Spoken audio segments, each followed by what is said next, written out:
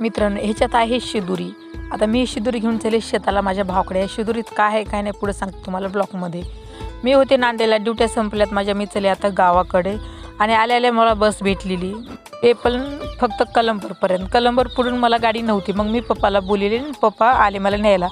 आणि हे बघा, कलंबरला माझ्या मामानं पोत्यात हे सामान दिले. तुम्हाला सांगते सामान कशाचं आहे काय नाही. तर मी निघाले. आता घरी आल्यावर मम्मीनं मला दिले शिदुरी आणि मी निघाले शेताकडे. तर आमचं शेत आमच्या गावाच्या जवळच आहे. आणि आले हे माझे भाऊचे मित्रमंडळी.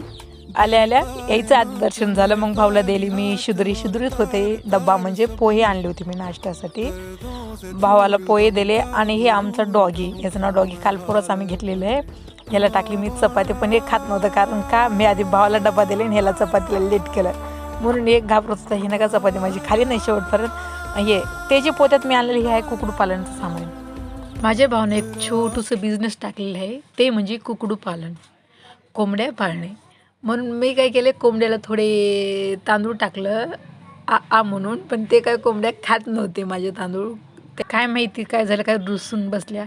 माझ्या भावाने छोटंसं बिझनेस टाकलेलं आहे, त्याला यश यावं बस हेच माझी इच्छा आहे.